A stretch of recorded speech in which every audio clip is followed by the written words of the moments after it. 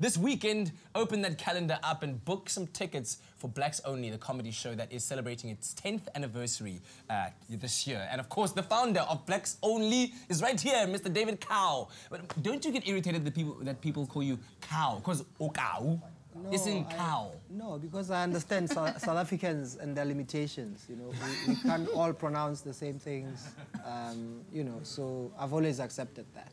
Let's talk about as long as they spell it properly. As long as they spell it properly. 10 years later, Blacks Only is out there. You know, my manager is here, by the way, Roddy Quinn, and Kim Murray's at home. I just want to say to them, 10 years is a long time. It is a very for any comedy brand in this country, especially, you know. Yeah. I was 26 when this thing started. My goodness. Sure. And you were saying when it started. How did you know it would work? We didn't know, but I knew that. Though? I think for me personally, I had material that I just had to share, and some of it I wanted to say it in any other language other than English. Okay. And I knew there were other comedians as well who wanted to do the same thing. Yeah. So it was time.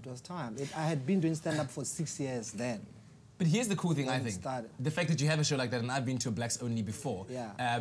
You don't only have black people there. No, there's kind of people of every race. No, but here's the beautiful thing, sorry, that you get there and jokes are being said, KaSeZulu, KaSxhosa, KaSetswana, Afrikaans. It's like a beautiful meeting of the Rainbow Nation. And the majority of the show is still in English because, you know, these comedians are such coconuts. Once you pay them, you pay them for 1 or 2 gigs, they speak very well after that. So the majority of the show is still in English. Speaking of which, who can we expect on stage for the 10th anniversary? Tats Nkonzo, Cape Town lineup. The guy with the guitar. The guy with the guitar. He now presents South Africa's Got Talent. Yeah. Robbie Collins, Kagiso Lediga, my friend. Where is he? 21 years. Is he still making movies? Yes, definitely. Yeah. It's a bit of a feather. He's making more than movies. He makes all sorts of, you know, LNNs, and he travels the world shooting stuff. David Cow doesn't. Did you hear how he speaks? He doesn't say world. He says wild. Oh, over the world. Don't start. He doesn't say onions. You always find something wrong. Onions. Everything. Onions. Ain't no love up in here. And he doesn't say awards. He says awards.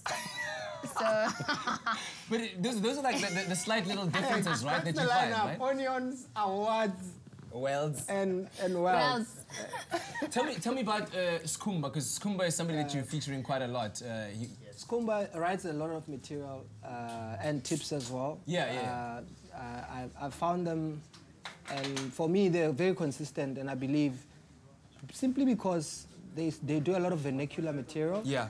I think they're probably the next biggest comedians in South Africa, because if you're gonna have in a population of 40 million black people, you're going to have a comedian. The biggest comedian is not going to speak English, I can tell you that. Okay, it's a matter of time. That is the world of comedy as it will be evolving over the next couple of years, as said by the Godfather himself, David Cow. Okay, so catch him. But it's a big lineup. It is indeed. Cape Town, 8th of August, right? That's that Friday? I think there's 8 comedians in Cape Town. There's about 10 or 11, if not 12, in Joburg. My goodness, that's on the 1st because the ticket price matters. That means you have to come. Cape Town's from 150, Joburg's from 186, and it's almost sold out. Okay, so 1st of August in Johannesburg, and then on the 8th of August in Cape Town. Are you coming, Alana? Not right now, obviously, at the show. I'll think about that, David Cow, thank you.